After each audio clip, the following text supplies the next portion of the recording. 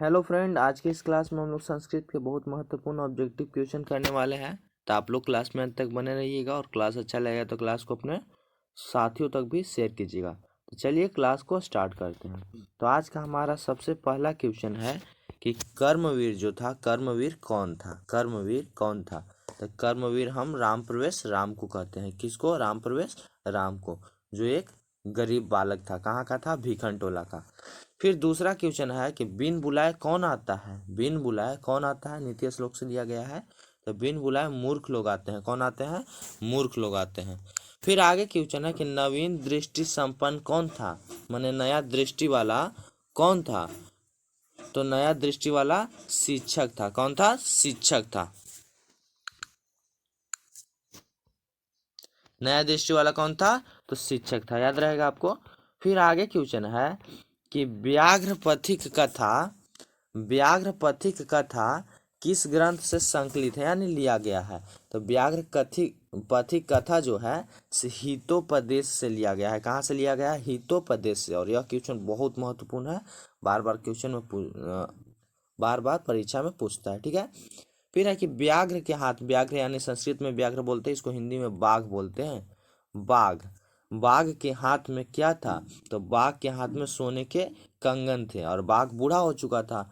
तो यह लालच दे दे के, आदमी को लालच दे के कीचड़ में फंसा देता था और उसका शिकार कर लेता था। ठीक है, यही इसका नीति था।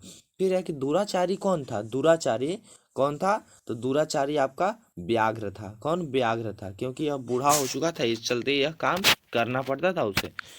फिर आगे क्वेश्चन है कि शांति जो है, शांति किससे स्थापित होता है? यहाँ पर किससे हो जाएगा, किससे स्थापित होता है? तो शांति जो है से परोपकार से स्थापित होता है। किससे? परोपकार से स्थापित होता है। फिर है कि दुख का विषय क्या है? दुख का विषय क्या है? तो दुख का विषय आपका अशांति है। क्या है? अशांति, कि पूरे विश्व में ही अशांति फैला हुआ है। फिर है कि मंगलम पाठ में कितने मंत्र है? तो मंगलम पाठ में आपका 5 मंत्र है। कौन? कितने मंत्र है? 5 मंत्र है। ठीक है ना।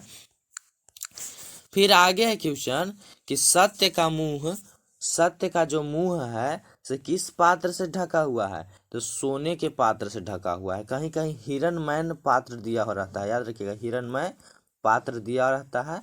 तो आप लोग इस पर भी ध्यान दीजिएगा। यह भी होता है, इसका हिंदी शायद संस्कृत होता है, हिंदी शायद संस्कृत होता है। ठीक है।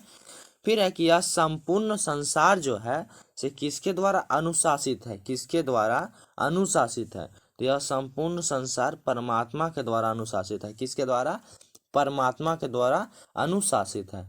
फिर है कि महान से भी महान क्या है? तो महान से भी महान आत्मा है। और अगर पूछे कि छोटा से भी छोटा क्या है, अणु से भी छोटा क्या है, तो आत्मा ही होगा। महान से महान पूछे तो आत्मा, और छोटा से छोटा चाहे अणु से छोटा पूछे तो आत्मा ही होगा। ठीक है ना। फिर हमारा अगला क्वेश्चन है कि उपनिषद के रचनाकार कौन है? तो महर्षि वेद व्यास है। महर्षि वेद व्यास उपनिषद के रचनाकार हैं, याद रखिएगा। फिर है कि बहती नदी कहाँ मिल जाती है? तो बहती नदी आपका समुद्र में मिल जाता है। यह भी पूछा कि नदियाँ नाम और रूप छोड़कर कहाँ मिल जाती है? तो समुद्र में ही मिल जाती है। या सब्जेक्टिव में पूछ लेता है कभी और ऑब्जेक्टिव में भी पूछ लेता है, तो आप लोग याद रखिएगा। फिर है कि अणु से छोटा कौन है? तो आत्मा है। आपको हम बताएं, अणु से छोटा आत्मा है। ठीक है ना।